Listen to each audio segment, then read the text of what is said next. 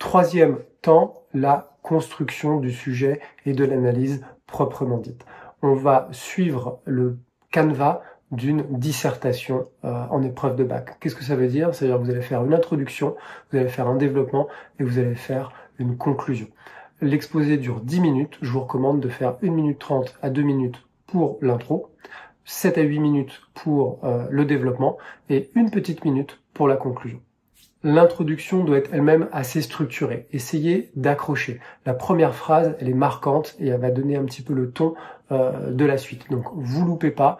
Essayez d'avoir une stat intéressante, un chiffre remarquable, un paradoxe, une contradiction, pourquoi pas une citation, un élément de l'actualité qui va vous faire accrocher le jury tout de suite et qui sera un fil conducteur pour vous amener à la problématisation. Le cadre, il faut cadrer les choses. Votre sujet, c'est une chose, il faut le cadrer. Il faut le cadrer dans le temps et dans l'espace. Donc vous dites où et quand ça se passe et où et quand porte votre analyse. C'est très important pour la suite. Le contexte, l'actualité. Si vous avez choisi un sujet qui est intemporel, dans ce cas-là, il n'y a pas grand-chose à dire. Mais par contre, s'il y a un élément d'actualité sur lequel vous pouvez vous accrocher, quelque chose qui s'est passé dans les derniers mois, dernières semaines, surtout, profitez-en dans l'introduction et faites le lien pour montrer au jury que vous n'avez pas recopié quelque chose qui est daté de 2-3 ans, mais que vous vous ancrez dans l'actualité.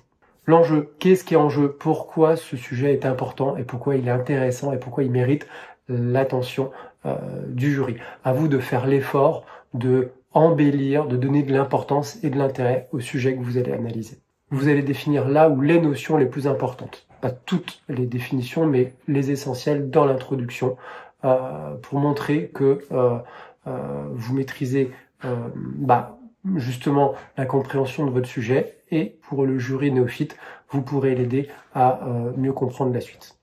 Et puis enfin, vous annoncez un plan, le plan qui sera en 2 ou en 3 parties. Alors le développement, comme je viens de le dire, 2 ou 3 parties, vous faites comme vous voulez, mais pour chaque partie, vous respectez ce que vous avez probablement vu en classe, la méthode AEI, c'est-à-dire que vous allez annoncer, ce sera le titre de la partie, vous allez expliquer, ce sera les explications, les mécanismes, la logique, les notions qui interviennent, et puis vous allez illustrer avec un exemple. L'exemple, ça va pas être un exemple personnel de mon petit cousin a fait ci ou a fait ça, c'est un exemple chiffré, statistique et objectif.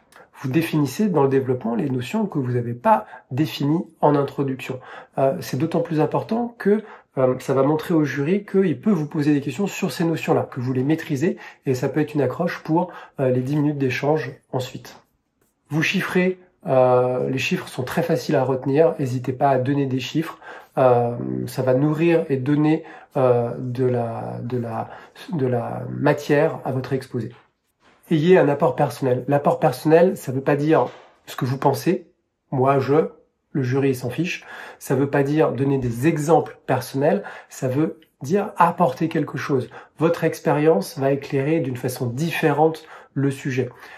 Si vous avez des origines étrangères et que vous faites quelque chose sur l'économie de tel ou tel pays, vous pouvez dire moi, quand j'ai vécu dans tel pays, j'ai souvenir d'avoir observé tel ou tel phénomène, j'ai été témoin de telle ou telle chose sur le plan politique, sur le plan social ou sur le plan économique. C'est hyper précieux et ce sera très apprécié par le jury. La conclusion, elle est assez rapide. En fait, la conclusion, vous synthétisez, vous résumez les arguments que vous avez démontrés et développés précédemment. Il n'y a pas besoin de réexpliquer, surtout pas de nouveaux exemples. Vous répondez clairement au sujet, vous oubliez pas, parce que c'est quand même ce sur quoi vous vous êtes donné du mal pendant 10 minutes. Et éventuellement, vous ouvrez. Ouvrez, qu'est-ce que c'est? C'est poser une question qui aurait été hors sujet et qui n'aurait pas eu à être traitée dans votre analyse, mais qui va prolonger le débat, qui va peut-être vous amener avec le jury à poser d'autres questions dans un thème qui est proche. Ça peut vous permettre de maîtriser les premières questions du jury et quelque part d'anticiper leurs questions.